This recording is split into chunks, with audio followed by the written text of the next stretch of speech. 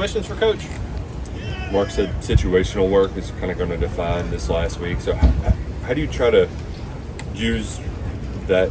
What sort of scenarios do you put them in to kind of stress test them before the first game? Yeah, it's never easy, right, to take the anxiety of week one when the situations actually occur. But for us, it always is going to come down to 2-minute, end of half, end of game, 4-minute scenarios, last plays, certain things with the clock. So there's just so many things. It's almost like a hidden plays that it's could come up at any point, about 15, 20 of them, and we got to do them as much as possible so the guys can go execute them. In your wide receiver room, I think we kind of know who the top three guys are, but Gilmore's out. How have you seen Ferrier and AB sort of step up? Yeah, both those guys have done a tremendous job. They really have. Fred's probably been one of our most consistent wide receivers throughout camp. Runs precise routes, makes plays on the ball, is tough on the perimeter. We're extremely fortunate to have him. Anthony Brown's one of the best ball in hand guys we have. He's got electricity on the outside, carrying the football. So again, we just we're going to use a lot of those guys in and out, and we're excited to use them all. What dynamic does Fred have? You talked about his impact. What we saw him in high school locally, then he disappears for a couple of years. What does he immediately bring to that unit? A certain level of consistency and toughness. I think so much about that position is always about, top end speed and his short area quickness. What's never forgotten though is a guy that knows exactly what he's doing, makes tough plays, and I think that's first and foremost with him. With Chip out for a while, how do you see running back? Where does it stand right now? Yeah, it's still thought of that committee. Was again what we were saying early on. Obviously, with us losing Chip, it becomes even more of that. Again, we've made that comment of however many times we're handing the ball off, making sure that we have a plan for who's receiving those handoffs. And I think we got to be creative, with multiple different guys touching it, and that's what we're trying to get done. How does that alter your play calling when the number one RB apparently is down? And then you look at everybody else, but how does that alter what you want to do? Certainly changes it for sure, but that's why they call us coach, So if it was possible to be the video game and everybody take off injuries, that would be awesome. But that's not our world. So there's contingency plans. Obviously, when guys go down, it's a next man up philosophy with every team, and we need to get those next guys up ready to go because we got a serious schedule ahead of us. So when you're calling plays, do you call out the personnel groupings too, or the position coach? Are they in charge of rotating guys? How does that sort of work? Yeah, we're pretty detailed on the different personnels we use. It's on the plan. I'll generally say it before the play call, and then the coaches on the field are responsible for getting those guys in the game. Have you seen those guys kind of respond to the opportunity that's there? You never want to see somebody go down in front of you, but they do have a chance here to really show.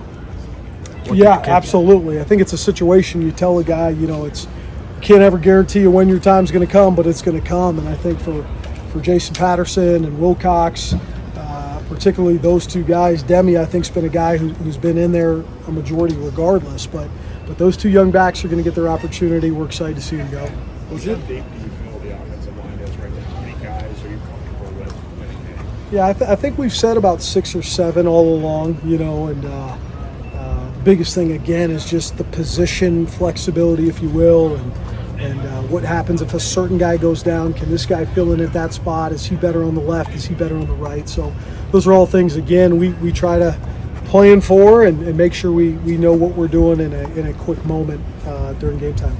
Is there one particular area right now that you want to make sure you've got buttoned down, or you really want to focus on and make sure we got this sharp going into that game week?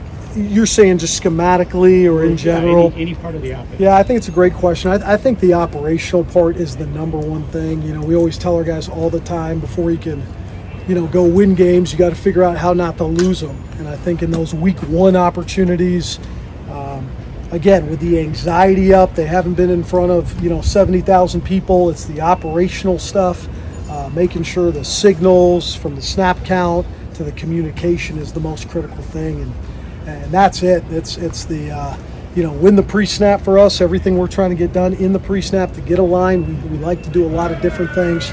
and then certainly making the routine plays routine. How do you feel about what you've seen in that regard now? Are they clean? No few pre-snap penalties, things like that? I think so. I think we're doing a good job. I think, certainly in that first week or two in the spring, that was a big thing we took away from it was not where it needed to be. So I think for us, from a standard standpoint, again, those things of what can we control to not beat ourselves has been the emphasis ever since really May, if you will. And so that's something that we got to take pride in and we got to get done. To that end, how do you feel about the command that these guys have of the new language, new verbiage with your offense? They've done a good job. They really have. And again, for us, I think year one, you're constantly thinking about it, right? You're not necessarily coming in with year 5 of the install. You got to make those tough decisions. I really feel the offensive staff has done a tremendous job of deciding, and those guys saying, hey, we need this, we maybe don't need that, again, to try to get us to play as well as we can this fall. You've done 2 weeks of camps and scrimmages. Is it the game's just warming off just in the distance? Is it tough to get the guys engaged and excited for practice when the light is sort of at the end of the tunnel? Yeah, for sure. I mean, I think it's definitely, you can see the last 15, 20 minutes of each practice, just sometimes the focus starts, it's the same thing over and over again. And so certainly from the coaching staffs of starting to already get the prep with Southern Miss and putting in that time, you're itching to do that. But as you guys know, so much of this stuff that we're doing now from a situational standpoint is going to show up in the season, and it's equally important. Who should your unsung hero camp? Maybe a guy we haven't asked about that we should be talking about? Yeah, again, I mean, I think we've talked about Fred Ferrier, and so much of it is, as you guys know, right, there's so many distractions these days, and there's NIL, and there's am I the starter, the this, the that. You still kind of got a couple of old school throwback guys, whether it's by choice or not, who just come to work every day and get that done. I'd say he's one of those guys. Again, I really feel both the young backs, whether it's Wilcox or Patterson, have taken that approach. You never know when their time's going to be, but are they going to be ready for it? And so those are some guys. I think Willie Rodriguez, the young tight end, is as impressive of a tight end as we've had. So he's a guy that's out there playing hard. He's got the right mentality. And certainly a guy like Dylan Ray, who maybe on the offensive line isn't always being talked about, but if we need him at the guard position, at the tackle position, he's ready to step in. So that's kind of the nucleus of the team. Those are the guys that are super impressive, right, who on the front end of it might not get all the accolades or might not have all the excitement, but just put their head down, go to work every day, and look what's happening now. Their number's called, and they're up. Wilcox is a guy who is an explosive, big play sort of guy. With players like that, do you sometimes maybe have to, eat some of those no gains or one or two? Do you have to be cognizant of that when you're playing them, that not every play is going to be a big play?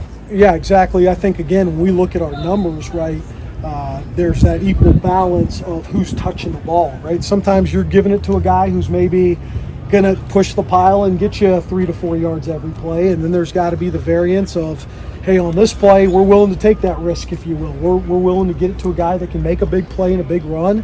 And, again, those are all things, I think sometimes my folks always ask me, what do I do during the week, But those are all things during the week that we're trying to have a plan for and have the right, the right balance of who we're giving the ball to and what we're doing with them. Yeah, what I was going to ask is that, each receiver has different strengths and things he brings to the table. So what is it that Hardley did bring that's going to be kind of missing without being sidelined for a long time?